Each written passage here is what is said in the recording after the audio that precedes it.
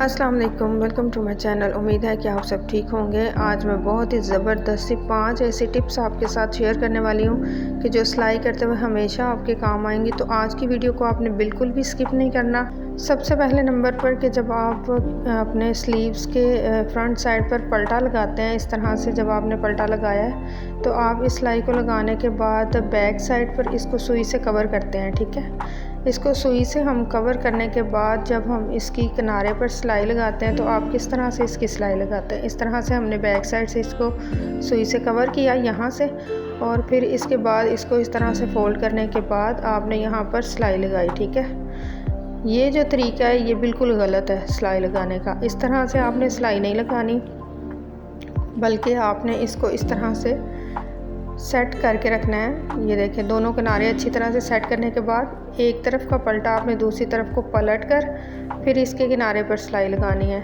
ये देखिए, इस तरह से जब इस तरह से हम सिलाई लगाएंगे तो फिर ये हमारा जो किनारा है ना, ये गुम सिलाई में कवर हो जाएगा और इसके दागे वगैरह बिल्कुल भी दिखाई नहीं देंगे। ये देखिए, ठीक है, इस तरह से मैं आपको भी इसको पलट कर दिखाती हूँ कि ये कैसा शो होगा। ये देखिए, अभी हमने इस तरह से इसको पलट लिया और ये जो हमारा किनारा है ये बिल्कुल गुम सिलाई में हो गया।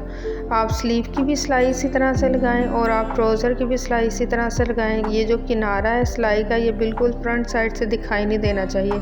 दूसरे नंबर पर जब हम बटन वाली पट्टी अटैच करते हैं शर्ट के साथ, चाहे वो लेडीज़ शर्ट हो, बच्चों वाली शर्ट हो या जेंट्स शर्ट हो, जब हम इसका किनारा इस तरह से फोल्ड करते हैं, यहाँ से इस तरह से हम इसको फोल्ड करते हैं। ठीक है, इस तरह से जब हम इसको शर्ट के साथ अटैच करते हैं तो बैक साइड से इसके किनारे के ना यहाँ से फैब्रिक जो है ना वो दिखाई देता है हमें।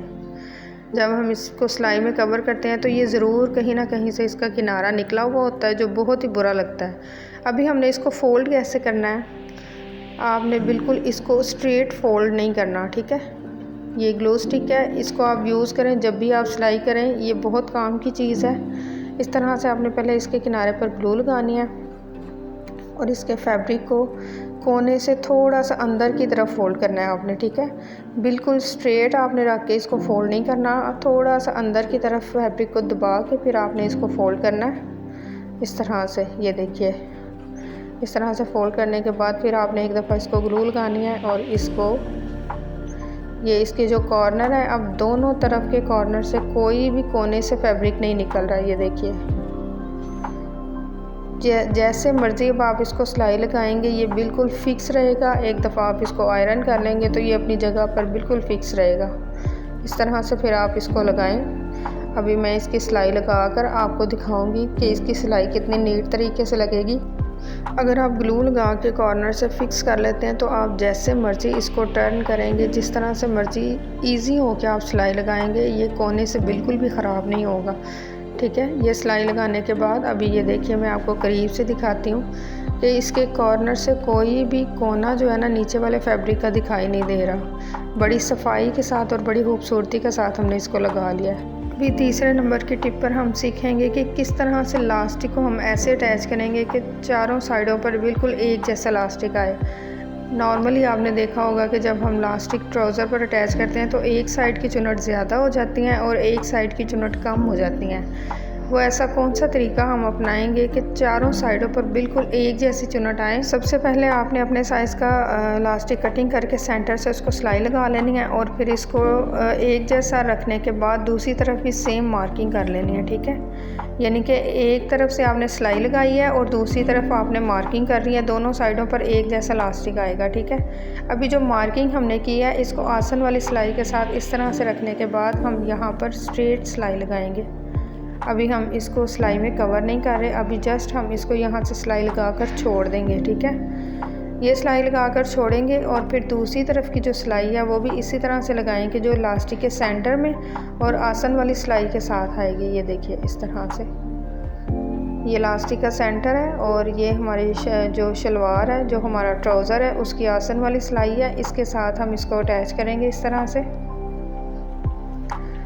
ये दोनों तरफ की सिलाइयाँ छोटी छोटी लगाने के बाद अभी मैं आपको दिखाऊंगी कि दोनों तरफ का इलास्टिक एक जैसा बराबर है, एक तरफ कम या एक तरफ ज़्यादा नहीं है। ठीक है, ये देखिए, इस तरह से हमने इसको भी फिक्स कर लिया और दूसरी तरफ की इलास्टिक को भी फिक्स कर लिया। ठीक है, दोनों किनारे कवर करने के बाद अभी सेंटर वाले फैब्रिक को हम किनारे पर सिलाई लगाएंगे और फिर इसके बाद आप देखिएगा कि दोनों तरफ का इलास्टिक बिल्कुल एक जैसा आएगा।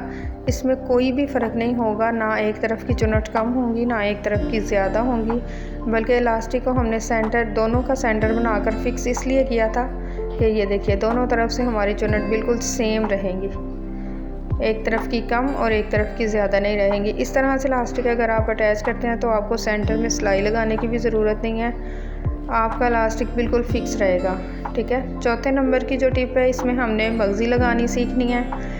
कपड़े को आपने इस तरह से रखने के बाद तिरछा कटिंग करना है। ठीक है, लेकिन इसकी कटिंग करने का भी मैं एक अलग से तरीका आपको बताऊंगी। कटिंग करने से पहले आपने मार्किंग करनी है, 1 इंच का आपने पहले निशान लगा लेना है। ठीक है, ये निशान लगाने के बाद हमने इसकी एक लाइन बना लेनी है और ये जो लाइन हम बनाएंगे इसके ऊपर बिल्कुल हम सिलाई लगाएंगे पहले और बाद में इसकी कटिंग करेंगे। इसका फ़ायदा क्या होगा ये भी आगे चलकर मैं आपको बताऊंगी।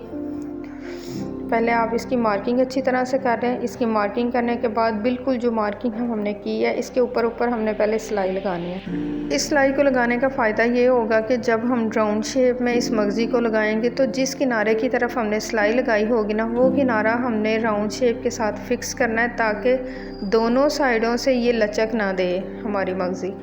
एक साइड से ये ज़्यादा मूव हो और दूसरी साइड से कम हो, ताकि जो जोल बनते हैं गोल गले में वो नहीं बनेंगे। अभी मैं इसको गोल गले के साथ अटैच करके आपको बताऊंगी। सिलाई लगाने के बाद हमने इसकी सिलाई के बिल्कुल किनारे के साथ इसको कटिंग कर लेना है। इस तरह से कटिंग करना है। सिलाई आपने कट नहीं करनी, सिलाई आपने मगज़ी के साथ ही रहने देनी है। सिलाई के बिल्कुल साथ हमने कटिंग करनी है। कटिंग करने के बाद ये देखिए एक तरफ से जो हमारा किनारा है वो थोड़ा फिक्स हो गया है, वहाँ से ये फैब्रिक खुलेगा नहीं, और दूसरी तरफ का जो किनारा है वो राउंड शेप में मूव करता जाएगा जब हम इसकी मगज़ी लगाएंगे। तो इसका फ़ायदा ये होगा कि ये जब हम इसको लगाने के बाद इसके किनारे पर तरपाई करेंगे तो इसके किनारे में जो हमारा फ्रंट वाला किनारा होगा ना, वहाँ पे जोल नहीं बनेंगे और जो दूसरी तरफ का किनारा है ना वो बिल्कुल राउंड शेप में मूव हो जाएगा। तो हम इजीली उसको सुई से कवर कर लेंगे। तो ये बड़ी नीट तरीके से हमारी जो मगज़ी है ना वो लगेगी। अभी ये देखिए, अभी मैंने इसको अटैच नहीं किया, इसके बावजूद भी ये बिल्कुल स्ट्रेट नहीं है, इसकी थोड़ी सी राउंड शेप बनी हुई है पहले से ही। तो अभी हम जब इसको गोल शेप के गले पर अप्लाई करेंगे तो इस तरह से ये और भी ज़्यादा गुलाई में आ जाएगा, तो जिसकी वजह से ये बहुत नीट जो हमारी मगज़ी है ना वो लगेगी। ये देखिए इस तरह से अभी हमने जो सिलाई हमने पहले लगाई हुई है उसके साथ हमने सिलाई लगानी है और फिर इसको लगाने के बाद फिर हम इसको फोल्ड करेंगे। अगर आपको ये टिप्स अच्छी लगें तो मुझे कमेंट करके ज़रूर बताइएगा और वीडियो को लाइक और शेयर करना बिल्कुल भी मत भूलिएगा। वीडियो को शेयर करना इसलिए ज़रूरी होता है कि जो चीज़ आपने सीखी है कम से कम वो किसी एक बंदे के साथ आप शेयर करें, किसी ऐसे बंदे के साथ जो कि स्टिचिंग सीखना चाहते हैं, जो इस वीडियो से फ़ायदा उठाएँ। ठीक है, अभी टिप नंबर 5 ये है कि जब हम इस तरह से मगज़ी लगा लेते हैं, मगज़ी के लिए फैब्रिक को जोड़ लेते हैं शर्ट के साथ, तो हमने इसमें कट्स लगाने होते हैं छोटे छोटे।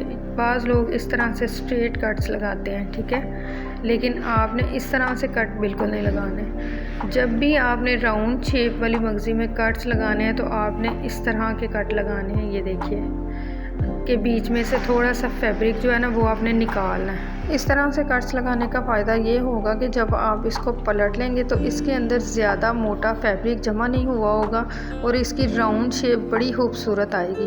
ये देखिए अभी मैं इसको पलट कर आपको दिखाती हूँ। इस तरह से आपने पहले कट्स लगाने हैं, वी शेप में कट्स लगाने हैं, फिर इसके किनारे पर आपने सिलाई लगानी है। ये देखिए, ये किनारे वाली सिलाई लगाने से पहले आपने इसके कट्स लाजमी लगा लेने हैं। ठीक है, ये कट्स लगाने के बाद फिर आपने इसके किनारे पर सिलाई लगानी है और किनारे पर सिलाई लगा के फिर हम इसको पलट लेंगे।